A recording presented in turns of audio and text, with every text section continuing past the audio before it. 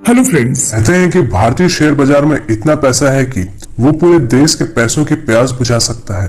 देखिए, ज्यादातर लोग शेयर मार्केट को ठीक से समझते नहीं है और उसके बारे में बुरा भला कहने लगते हैं, जैसे कि शेयर बाजार एक जुआ सट्टा के जैसा है। इसमें बहुत रिस्क होता है, इसमें पैसा सिर्फ किस्मत वालों का ही बनता है। लेकिन ऐसा वही लोग कहते हैं जिन्हें इसके बारे में या तो सही जानकारी नहीं होती या वो किसी फिल्म को देखकर अपने से ही तर्क लगाना शुरू कर देते हैं। और वही कोविड-19 के बाद यंग लोगों में इसकी रुचि ज्यादा दिखाई दी है, क्योंकि उस वक्त सभी के पास खाली समय था कुछ सीखने का, ऑनलाइन पैसा कमाने का, तो लोगों ने शेयर मार्केट की ओर अपनी रुचि दिखाई। पर कोविड के पहले तक कई लोगों को शायद ये भी नहीं पता था कि शेयर मार्केट होती क्या है। और कोविड के पहले हमारे इंडिया में मुश्किल से 10% लोग ही शेयर मार्केट में इन्वेस्ट करते थे, और वही यूएस में शेयर मार्केट में इन्वेस्ट करने वालों की संख्या 50% से भी ज्यादा है। क्योंकि भारत में लोगों को जानकारी कम है और लोगों के मन में ये भरा पड़ा है कि ये एक सट्टा बाजार है, या कई लोग रिस्क नहीं लेना चाहते। लेकिन रिस्क तो आपके जीवन में हर दिन है। शायद आप जानते होंगे कि हमारे देश में महंगाई दर, जिसे इन्फ्लेशन रेट कहते हैं, वो हर साल 10% के रेट से बढ़ रहा है।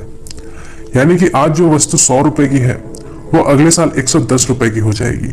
और पेट्रोल डीजल के दाम तो आप सब देख ही रहे हैं। और हर आदमी अपना पैसा बैंक में डालकर ये सोचता है कि हमने सेविंग्स की है। पर बात को थोड़ा समझिए कि बैंक में पैसा जमा करने से वो बढ़ेगा तो बिल्कुल नहीं, बल्कि इस महंगाई के जमाने में उल्टा घट जाएगा। क्योंकि सेविंग अकाउंट आपको 3% का ब्याज देता है, करंट अकाउंट तो कुछ देता ही नहीं। एफडी में भी आपको 5% ही ब्याज मिलता है, वो भी कुछ कुछ बैंकों में ही। और अगर आप अपने पैसों को बैंक, एफडी जैसे जगहों पर रखने का सोच रहे हैं तो इससे आप सालाना 5 से 6% घाटे में ही रहोगे। और रियल एस्टेट और गोल्ड में भी आपको 8 से 9% की ही रिटर्न मिलती है। लेकिन एक घर, जमीन और सोना खरीदने में आपको अच्छी खासी रुपयों की जरूरत पड़ती है, और इतना पैसा एक मिडिल क्लास फैमिली या फिर किसी स्टूडेंट के पास नहीं होती।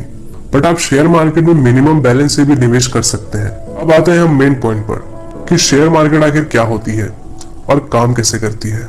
दोस्तों, शेयर मार्केट का मतलब है हिस्सेदारी बाजार, जहाँ पर शेयर का मतलब होता है हिस्सेदारी और मार्केट का मतलब बाजार। जैसे हम बाजार जाकर सामान, सब्जी वगैरह खरीदते हैं, वैसे ही शेयर बाजार में हम कंपनी के हिस्सेदारी को खरीदते और बेचते हैं। दोस्तों, अब बात करते हैं कि शेयर बाजार काम कैसे करती है। इससे पहले एक सिंपल एग्जांपल से समझते हैं। ये बिल्कुल आपके अपने बाजार जैसा ही है, या आप कह सकते हैं कि ये एक ऑक्शन मार्केट की तरह है। ऑक्शन मार्केट मतलब नीलामी बाजार, जहाँ कुछ यूनिक सामानों की नीलामी की जाती है और खरीदने वाला अपनी बोली लगाकर उस सामान को खरीद लेता है। अगर उस सामान की वैल्यू ज्यादा है तो जिस इंसान की बोली सबसे ज्यादा होगी वो सामान उसका हो जाएगा। दूसरे एग्जाम्पल में हम अपने सब्जी बाजार से समझते हैं। दोस्तों, ठंडी में अंडों की मांग ज्यादा बढ़ जाती है, जिसे हम डिमांड कहते हैं। और वही गर्मियों में या कोई फेस्टिवल सीजन जैसे नवरात्रि, दिवाली के समय अंडों की कीमत सस्ती हो जाती है, क्योंकि इसकी मांग कोई नहीं करता और दुकानदारों के पास भी इसकी बहुत सी मात्रा पड़े रह जाती है। मतलब कि जिस वस्तु की मांग ज्यादा है और सप्लाई कम है तो उस वस्तु की कीमत में वृद्धि होगी, और जस्ट इसके ऑपोजिट, जिस वस्तु की सप्लाई ज्यादा है और डिमांड कम है उस वस्तु की कीमत घटेगी। तो ऐसा ही बिल्कुल शेयर मार्केट भी काम करता है। जिन शेयरों की डिमांड ज्यादा होती है तो उसकी कीमतों में भी बढ़ोतरी होती है, और जिन शेयरों की डिमांड कम होती है, जिसे कोई लेना नहीं चाहता, तो उसकी कीमत भी गिरते जाती है। अब हम बात करते हैं कि शेयर बाजार में निवेश कैसे करें। दोस्तों, भारत में प्रमुख 2 एक्सचेंज है। एक्सचेंज मतलब आप एक दुकान समझ सकते हैं, जहां भारत की कुल 5000 से भी ज्यादा कंपनियों की शेयर खरीदारी और बिकवाली के लिए लिस्ट होती है। तो इनमें से एक है बीएससी, जिसका पूरा नाम है बॉम्बे स्टॉक एक्सचेंज, और दूसरा है एनएसई, जिसका पूरा नाम है नेशनल स्टॉक एक्सचेंज। और दोस्तों, सेंसेक्स बीएससी में लिस्टेड कंपनियों की कीमतों को दिखाता है और निफ्टी 50 एनएसई में लिस्टेड कंपनियों की कीमत को दिखाता है। सेंसेक्स में भारत की 30 सबसे बड़ी कंपनियां शामिल होती हैं और निफ्टी 50 में भारत की 50 टॉप की कंपनियां शामिल होती हैं। तो पहले के जमाने में जब इंटरनेट उतनी नहीं थी, तब लोगों को शेयर खरीदने के लिए एनएसई बीएससी जाना पड़ता था। लेकिन आज सब प्रोसेस ऑनलाइन हो गया है। आप घर बैठे ही किसी भी कंपनी के शेयर खरीद सकते हैं, लेकिन इसके लिए आपको एक अकाउंट की जरूरत पड़ती है, जिसे डीमैट अकाउंट कहते हैं।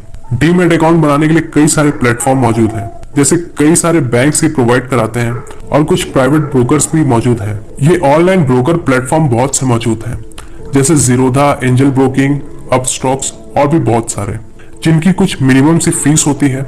इनके जरिए आप डीमैट अकाउंट बनाकर किसी भी समय इन्वेस्टिंग शुरू कर सकते हैं। दोस्तों, अब हम बात करेंगे कि कौन सी शेयर हमें खरीदनी चाहिए। और कैसे पता करें कि कौन सी कंपनी अच्छा परफॉर्म करेगी। दोस्तों, किसी भी कंपनी में निवेश करने से पहले आपको मार्केट एनालिसिस करना पड़ेगा। शेयर मार्केट में दो टाइप की एनालिसिस होती है। पहला है फंडामेंटल एनालिसिस और दूसरा है टेक्निकल एनालिसिस। तो दोस्तों, फंडामेंटल एनालिसिस में आप कंपनी के परफॉर्मेंस चेक करते हैं, उनकी बैलेंस शीट चेक करते हैं, मैनेजमेंट चेक करते हैं, उसके प्रोडक्ट चेक करते हैं और कंपनी के बिजनेस को एनालिसिस करते हैं। और दोस्तों, fundamental analysis long term investment के लिए काम आती है और टेक्निकल एनालिसिस में आप कंपनी के शेयर प्राइस के चार्ट को एनालिसिस करते हैं।